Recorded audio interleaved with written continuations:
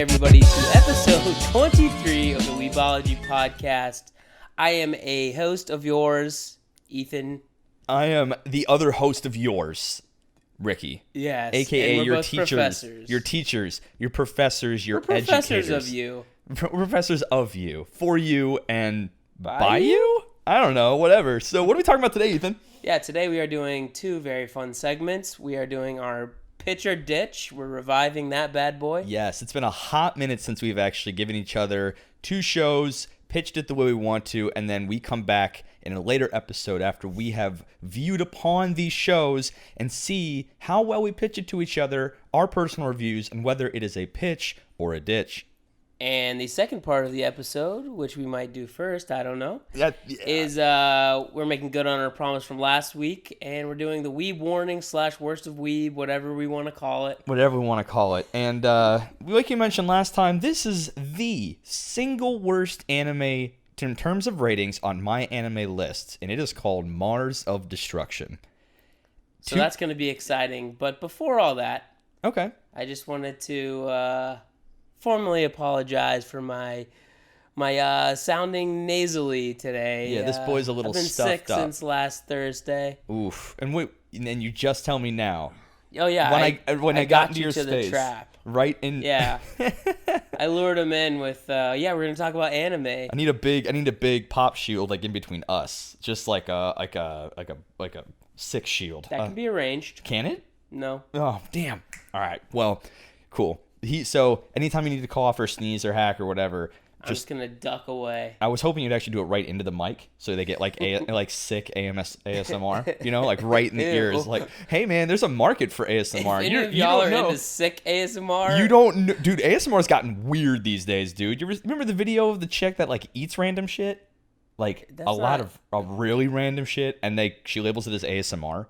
It's not aware, but anyhow. Look it up online, kids. That's homework. So what are we doing today? We're gonna do the first thing. I think let's do worst of Weeb warning. Let's first. do it. So that shiz was amazing. Stellar voice cast again this time, but I did a little research on Mars of Destruction. How did this come to be? First and foremost, well, Ethan, you want to take a crack at the rating for this on my anime list? Well, you did tell me it last week. I want to see if you remember. Let's say 2.34. I think it's around 2.34, 2.24. You are not even capping 2.5. That is how bad this is. Yeah, I mean, it was atrocious. I mean, folks, it was bad. This is maybe the first of the three that we've done where things were so bad that a lot of the ratings for these things are a hard NA, not applicable. Things didn't exist like plot or character development at all. So why did this happen? Why did this, before we get into what is actually this thing is, it was brought about because back in the day, as it were, and the day is what now? Thursday of 2005. Is it 2005? I think it's 2005. Yeah, because a few months prior in May, a game was made called Mars of Destruction, and I think that this is supposed to be like a coupling advertisement for it of sorts. And the weird thing was, it's for the PS2, all right? I could not find a single game review. This game is unreviewed. I couldn't find everywhere. IGN, GameFAQs, GameSpot, nowhere. Not a single thing. No one was willing to touch it, is what I'm trying to get. No one is even willing to get near it. You couldn't even pay people to review this game. They literally couldn't. I bet they took one look or played like 5 minutes of it, or just like IGN. Like imagine like the writer's room is like, hey Jeff, you got that Mars of Destruction review? Yeah, I think it's best for our image. Yeah, I think it's best for our image if we just don't review it. I think honestly, people will stop listening to the IGN completely if I do a review of this game. I don't think you understand. IGN would tank if we did a review of this game. So the outrage would be world-ending. Immeasurable. So that doesn't bode well for the anime it's coupled with. So keep that in mind. Which is surprising because the anime was so good. It was an instant classic. So Ever heard of Evangelion? It's okay. It's basically Evangelion, like, to a T. Ever heard of it? Because it's nothing like that. It's so... Okay, so let's get into it. What's going on in this? So how do we watch this, Ricky? You can watch it on YouTube. It's exactly 19 minutes and 36 seconds, and I recommend you do it at double speed. I was just doing that before we started this episode. I was like, I wanted a refresher, right? So I hit it on double speed, and my goodness, it went from, you know how there's some things that are just bad, and then there's like hilarious bad? Yeah. When you do double speed, it goes from sickeningly bad to actually a really good time. Wow, this was fun. It was actually kind of fun. It's kind of fun to look at. So, you start out. You're panning over Earth. And you start to notice the first thing very, very odd about this. The music. Well, it's a spaceship, isn't it? Yeah, but the first thing that kicks in, it's the Earth. It's kind of like doing like a 2001 Space Odyssey. The Earth kind of comes in. And you were the one who pointed out the music first. That's all classics, like not like, you know, like Led Zeppelin classics or like Pink Floyd classics, like Beethoven's Ninth classics. It's like Rise of the Valkyrie like classics. Yeah, it was so jarring that somehow something so bad had, you know, literally humanity's greatest hits. Yeah, like straight up masterpieces. I think it's like they knew everything else was trash before they started doing post and music, and they're like, you know, we could have some Mozart in this bitch real quick. I think Mozart might get us a couple bumps in ratings. So we start out with the spaceship, right? We talk about there's two guys that are trying to just shoot the shit. Hey, man, you want to get a beer after this? You're on a fucking spaceship, by the way. Yeah. Want to get a beer after this, maybe buddy? worry about getting back to Earth and first. Not burning up in the atmosphere, and then we can get drunk after. Their words, not mine. It's like, all right, if you buy... So just make sure, sir, you don't burn up in the atmosphere. Hey, what happens next, Ethan?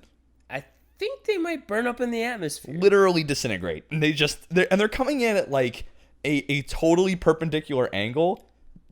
There's no heat shielding on the front. It's all on the belly. So they come in like this and just... I think that is common. Oh, Hey, man, are you a space professor? I'm a professor of multiple things. Oh. Space might not be one of them. But you actually might be right. In any case, something went faulty. It blew up. Cut to black. I thought there was like... So this should tell you how bad this is, just from the fact that I'm struggling to remember this. But I could have sworn they were talking about something going wrong with Mars. So what? And like they had taken something onto their ship, and then they were talking about it, and their ship exploded. Not a bad look. What was actually happening is that they called it the exploratory vehicle, and they definitely took something back from Mars because they show a quick cut to inside the ship in like this glass box, and there's some weird... Did they? They did. I just saw it. They did, and they said, I wonder what secrets this will reveal. And then... I was probably talking too much shit over that part. We were laughing very hard at this.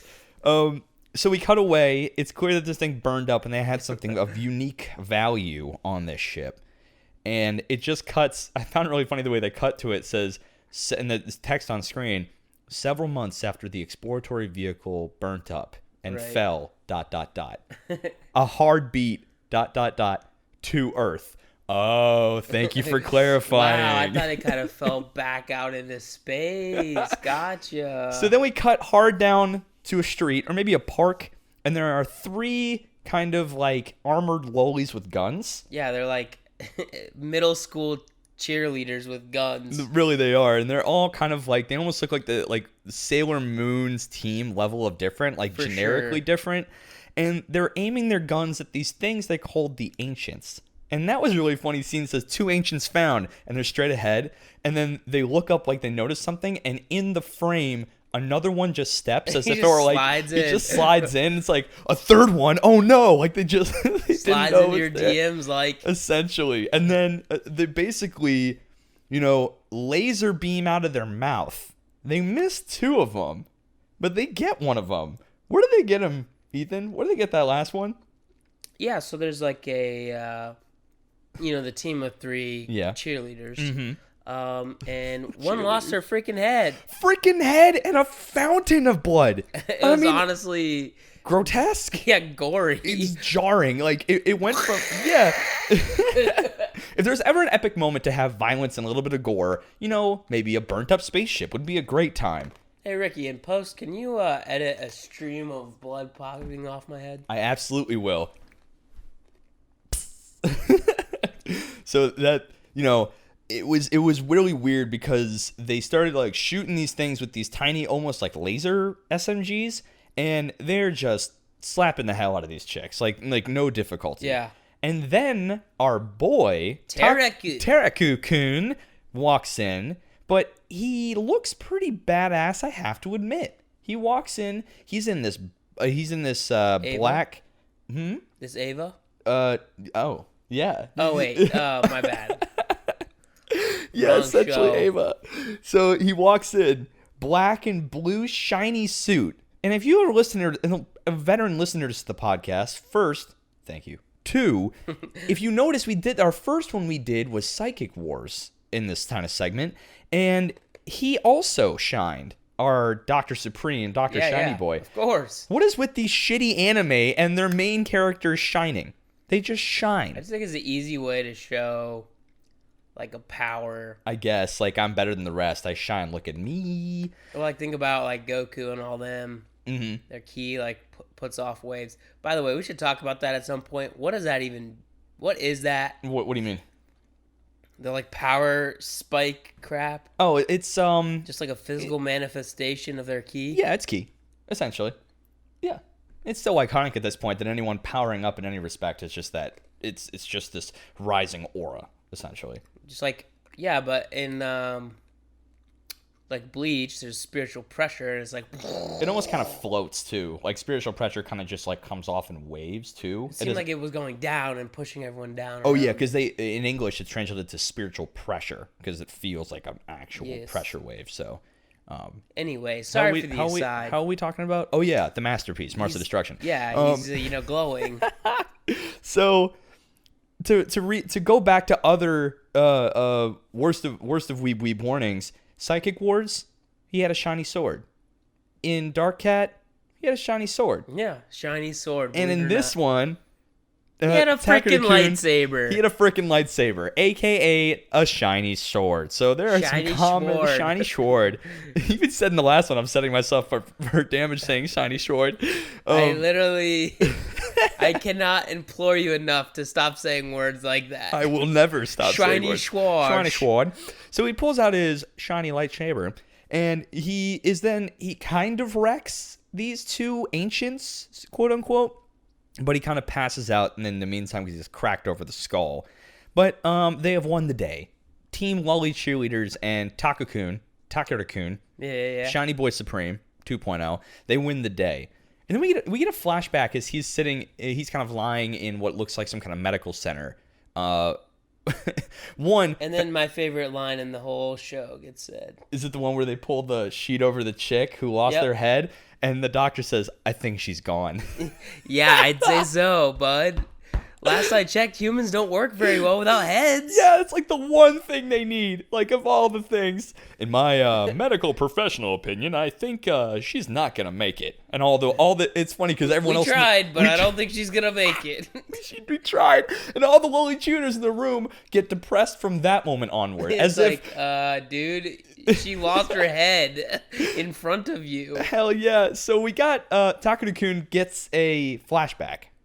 And this is where Ethan made a very astute observation that this timeline, this string of events, this string of events, I mean, is essentially Evangelion because we have a shit dad and an unwilling kid, right? Because his dad's like, Takara-kun, you will wear the Mars. And he's like, no, I don't want to. I know what happens to people that wear it and can't handle it. You can. You have the capability. Now fight the ancients. And then cut to black, but you hear him slap the shit out of him. And he then wakes up. Surprisingly, his dad somehow invented the Mars. Mm-hmm. And he's the second child. Oh, wait, sorry. and he's the only one that can wear the suit. He doesn't want to wear the suit, but he feels a sense of duty. He wakes up and the doctor's instantly like, give him some stimulants now. So basically, give him some liquid meth. Like, take some meth, kid. Take some meth, kid. You gotta get in that suit. Get the fuck back out there. You got killing to do. You take some meth. So it then kind of cuts to like these two chicks in an office giving some exposition that the exploratory vehicle fell to America. And they just made USA. They made the direct correlation at that point that it must be whatever was on the exploratory vehicle and the ancient invaders are related. No kidding. The way they were saying it is like, it can't be nothing. It has to be that. And that they both were like shocked in the room. So like, whoa. Yeah, it was dumb. Who would have thunk? And that's when they go into something I think is my favorite part, and you'll find out why later, that they describe this team of these three lollies and Takuru-kun, where they all seem to have a specialty. One is like normal weapons, and another one's like guns, the other one's like swords. When they said one's like information gathering, which I mean, it seems like they have all the information they need. Find ancients, kill ancients, the end. Yeah, and then kind of simple, straightforward. Right. And then they have Takuru-kun, who is wearing the Mars, and he was before a typical high school student, and now he's the world savior. Your standard anime affair. Yada yada. Yeah. So where do they cut to next? They're in like a city street, right? They're driving a car. Yeah, so they're going to pick up some artifact from New York or whatever.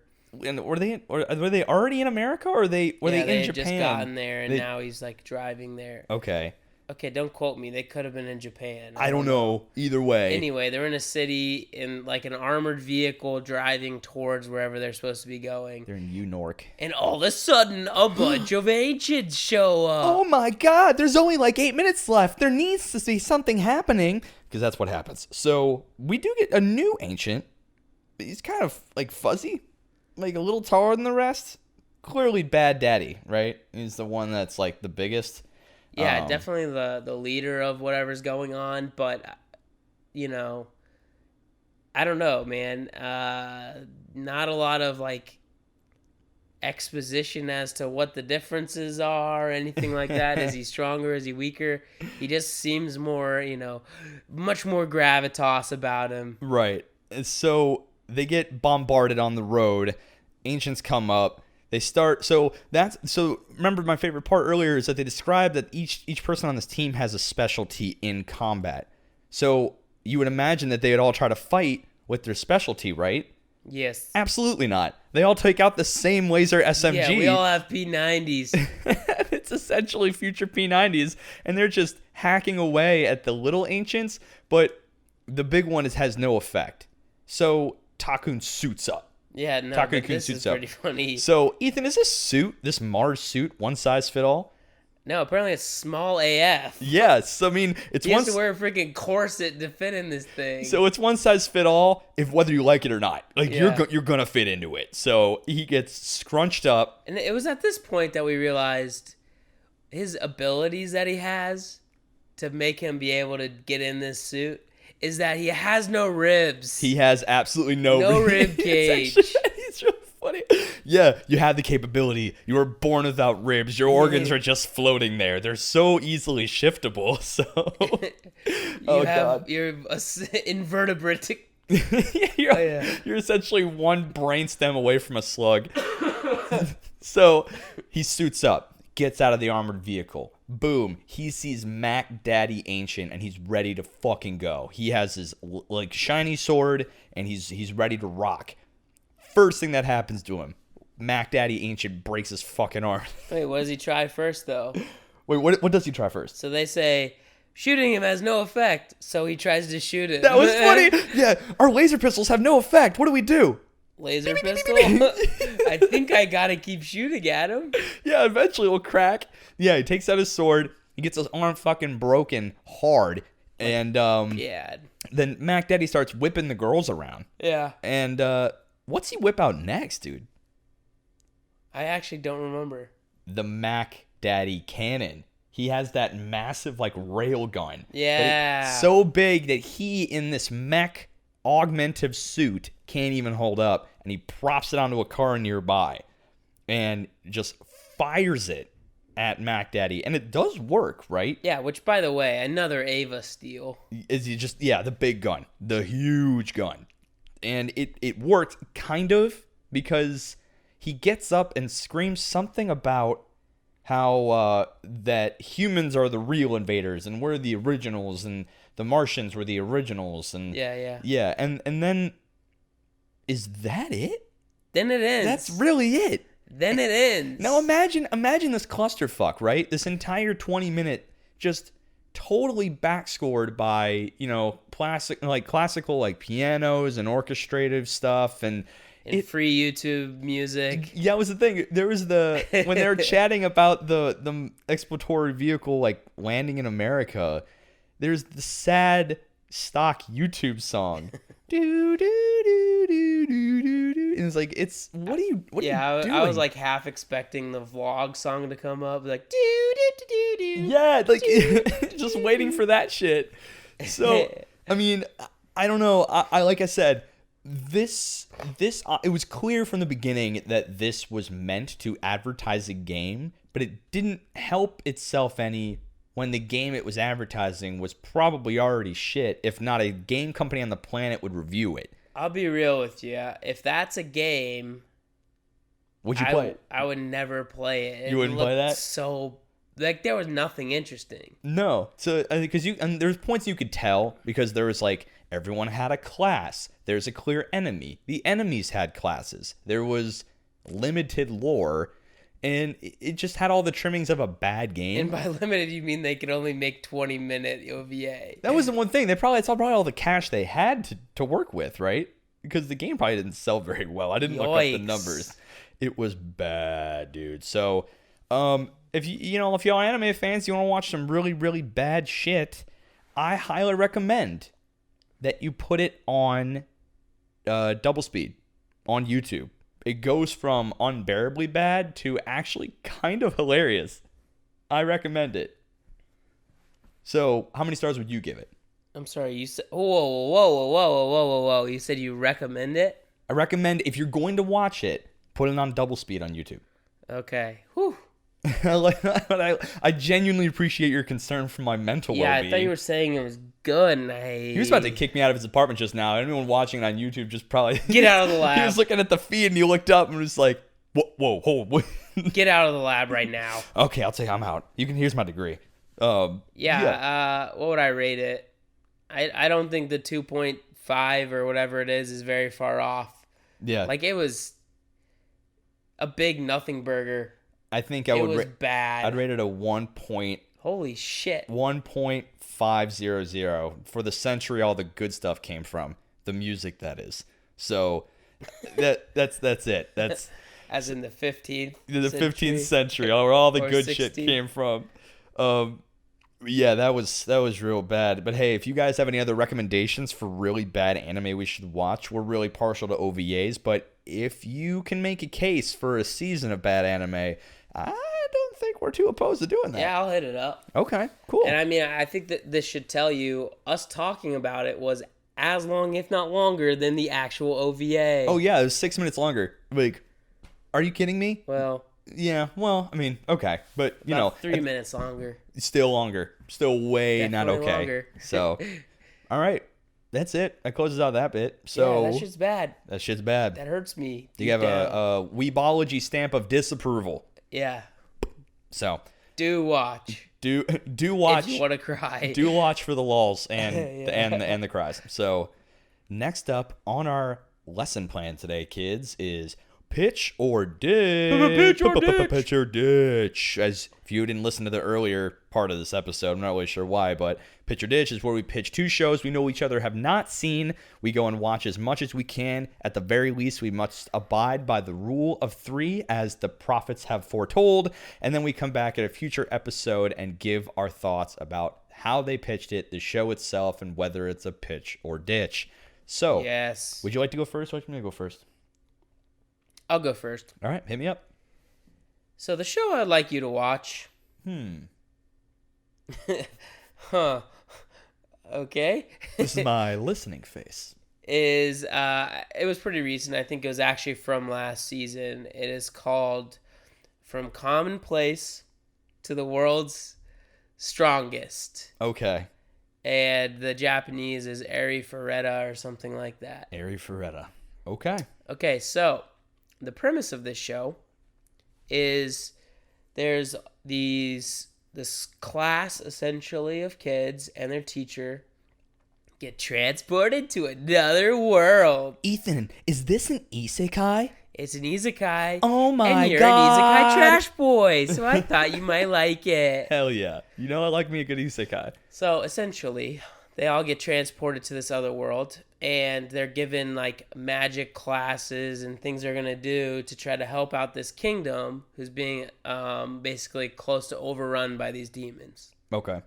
So they're each training and whatever in their field of choice or whatever they were ordained or, something like that. The early part is not really that well fleshed out. Okay. But they just give you the backstory and then they throw you into the story, which I can appreciate in a lot of ways. I can dig that. Because we didn't have to spend like years learning about their classes and learning like... A lot of isekais are doing that lately, where they know the genre is so well established that they just expedite the intro shit. So push through. All right, that's a check in the okay box for me. Yeah, so basically this world is like demons versus humans versus whatever else kind of creatures there are. Conflict, I like it. And there's these big things called labyrinths. Okay. So there was this group at one point of like magicians or whatever that created all these labyrinths, and they hid all their treasures in the bottom. Interesting. Was it for the explicit like they wanted people to find it but be worthy, or is it truly like don't touch our shit like ever kind of thing? It seems more like a don't touch our shit ever kind of thing. Okay, that's right. Yeah. So these quote unquote gods, I guess, pulled all the Tokyo kids in, and then they're going down into the labyrinth to go try to, I guess, find these ancient secrets and magic to be able to better fight off like the bad guys, the demons, whatever, right? So there's some CGI in some of the monsters, but it's not super, super bad. Okay. There's really cool power sets and stuff like that, but the whole story essentially begins with like one of the students being separated from all the rest. Oh, interesting. So they were transported, but they all weren't kind of like beamed in. No, they were all beamed in, but okay. Whatever happens in the first episode separates them. Okay. I like the no spoiler game. Yeah, so his job is basically to try to survive the best he can.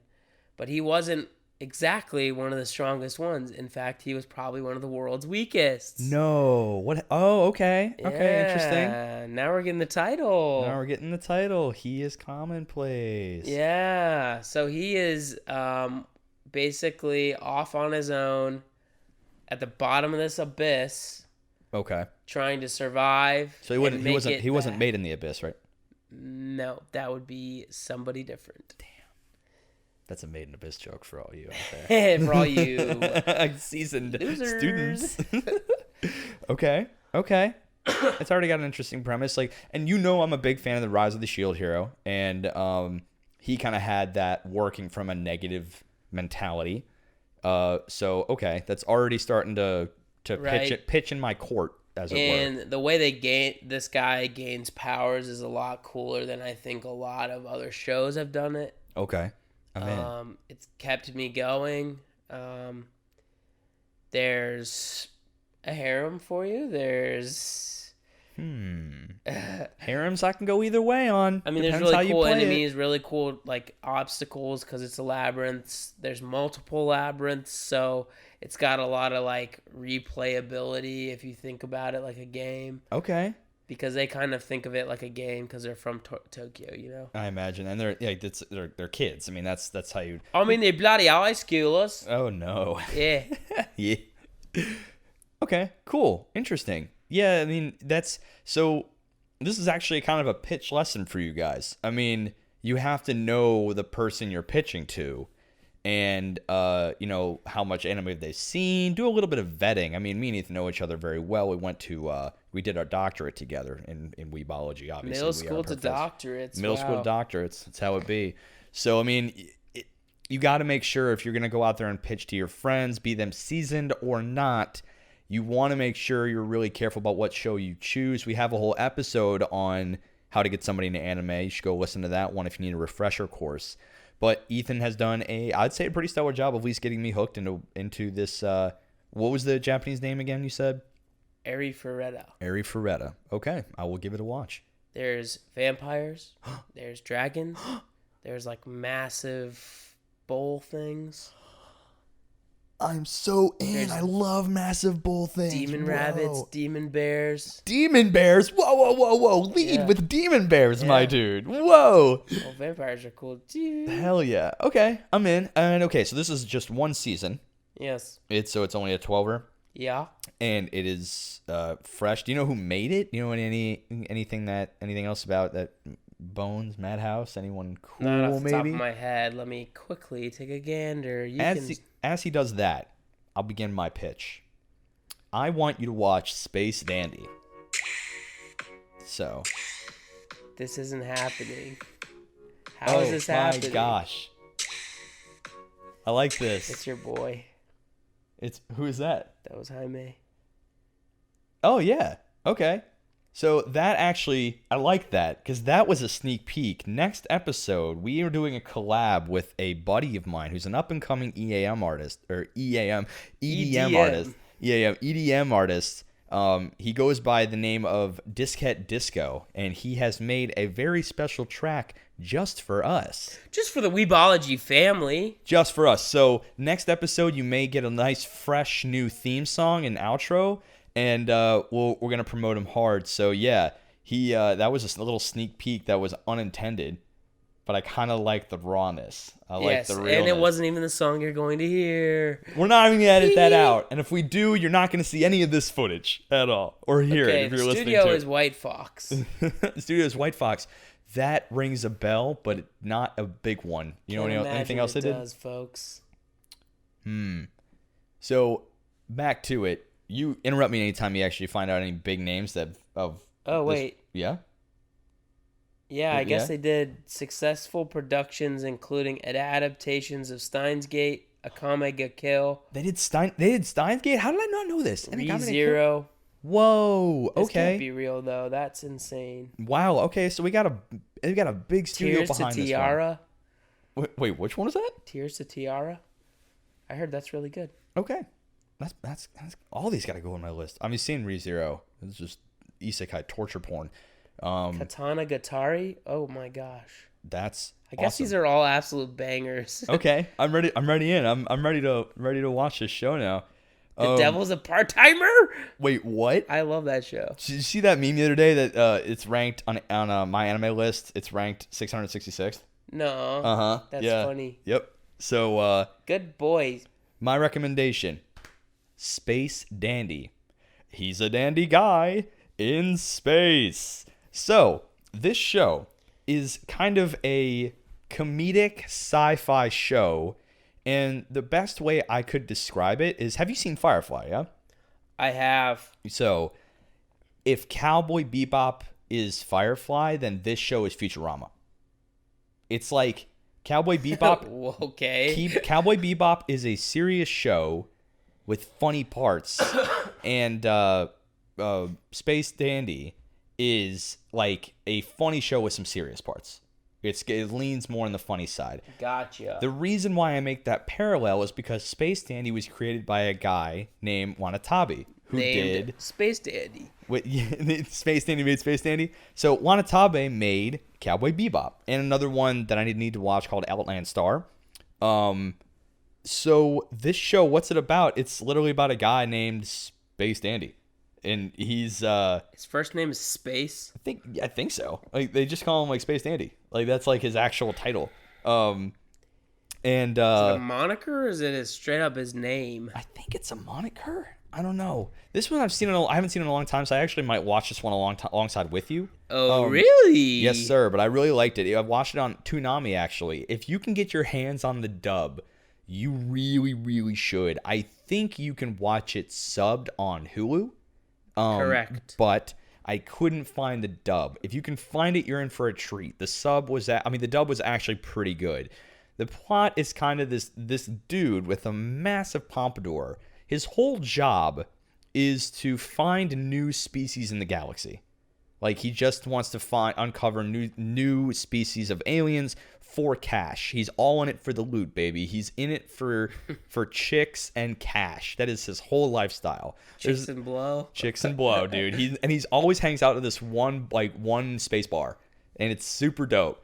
It's called something, is it? It does have a name. I don't know. I'll follow up in another episode with all the stuff I missed. But I suggested it because this was the show that got me back into Toonami.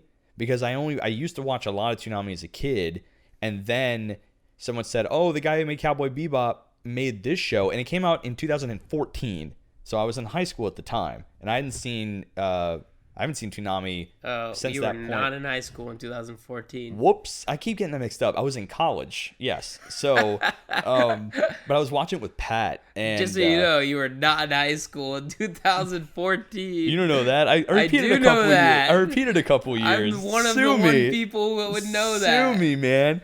I wasn't in high school. I was in college. But I watched it when it came out on Toonami. Class of 2011, 2012, 2013, 2014, and 15. I took 3 victory laps is what happened. I graduated every year, okay? Yeah, full honors. And they let me stay. So he meets there's a couple interesting characters. There's like a cat-looking alien who I think his name is just Meow. And I think he just named him that. The cat's kind of a lazy asshole. Like, he's always on he's always on his phone. Like, he has a smartphone and he's always on it. And he's just like a freeloader off of Space Dandy. And their whole mission is that they go around, and it's got a very Futurama feel to it, where it's kind of a Planet of the Week almost.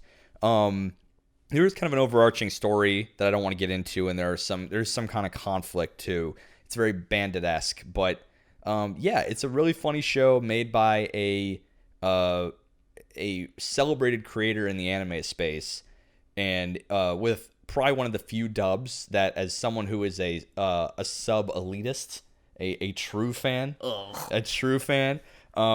this dub was very, very well done. I would probably prefer the dub over the sub for this one, and because the narrator is great, and the intro always starts, "Space Dandy, he's a dandy guy in space," and I love that intro. So yeah, I highly recommend you give it a shout. There are 2 seasons, full 26. I think that's the entire story, but I recommend just the first 13, and just see how you feel. If you want to keep going with it, rip it, dude. Like, I'm not gonna stop you. But yeah, you're not gonna stop me at 13. Yeah, I'll call you up every day. Like, hey, you on 13? Because if you are, don't go past it. Don't you fucking go past it. But I actually might watch it with you, so I want to come back into it. I'm gonna do it. I'm gonna do it as if I'm calling this one a pitch. But we'll see your review. We'll see how you feel. We will. Yep. It sounds interesting. I would say you didn't give me a whole lot of info. I don't want to give you a lot of info. Yeah, I know, but like. But yeah, so that's what I'm saying. In terms of a pitch, it's a very light pitch. It's a light pitch. But I felt like if I told you it's funny, it's sci-fi, it's made by the guy who made Cowboy Bebop. Yeah, you hit some of the good ones there for sure. Yeah, so I know who I'm pitching to. I know if I pitch to one of my friends is kind of like cat obsessed that said there's an alien cat with like a sailor mouth, and she'd be like, "I'm in. That's all I need. What's its name? Meow." Oh my god. Oh my god. What do you think? And while we're on the topic of pitch and ditch, yes, have you gotten a really, really bad pitch for an anime after you've seen it? Someone recommends it for you, you watch it, and you're like, just yours. Which one? Banana Fish. Okay, yeah, that was pretty bad. I did pitch it when I watched like 5 episodes of it, and the thing is, we can go back to that because I guess I am less sensitive to the whole violence aspect of it because it's very crime drama, and it's gonna have like adult themes. I guess the one thing I didn't say, it's rated NC-17, like straight up. Yeah, obviously I have no issue with freaking violence. Right. But I pitched it poorly, is what you're saying. Yeah, you mentioned absolutely nothing about it, and you even lied or was mistaken in the mystery portion. The whole banana fish drug in Vietnam thing? It's not Vietnam, it's Iraq. I thought it was Vietnam. That's what I'm trying to tell you is you were quite a few ticks off, like 30 years off. They had one scene in the beginning where it said Iraq. I hadn't made it all the way through it yet. It would have been cooler if it was like a 50-year mystery. That is true. That'd be really nice. But it wasn't. It was just gang shit. Point is, yes. It was a yaoi. It was a yaoi. Gang shit. Yaoi gang shit. And the yaoi was a result of some bad things that happened to this little kid. And frankly, I just didn't feel like supporting it. That's fair. I'm not going to say you shouldn't. But, yeah, there it is. But, I mean, that's the only... Have you ever gotten a bad pitch?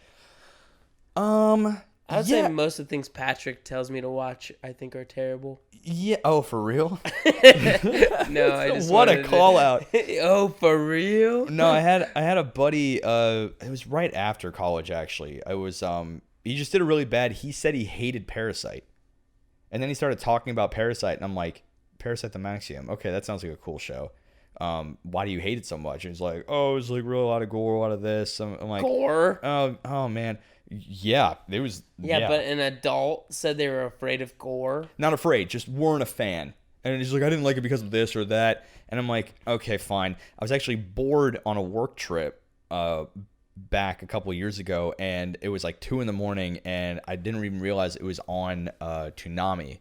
So I watched it then, and I watched it first. I think it had like 2 episodes, like 1 and 2 back to back, and I'm like, this show's fucking amazing. Yeah, it like, was fire sauce. I don't so know what good. the heck that dude was talking about. Oh man, I told Pete, like, dude, like, if you, I'm gonna tell Pete to listen to this. And like, Pete, you were dumb on that one. I'm so sorry to tell you that, but yeah, you're wrong for that one, Pete. You definitely need to go back and rewatch it. I hope that you have matured in your anime journey, because that was such a good show.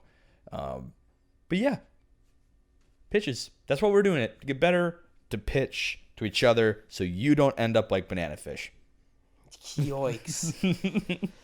Oh, it was so bad. Yeah, whatever. I mean, I'm gonna rewatch it. I think I only watched like 5 episodes of it, and then I stopped to watch some stuff for this show.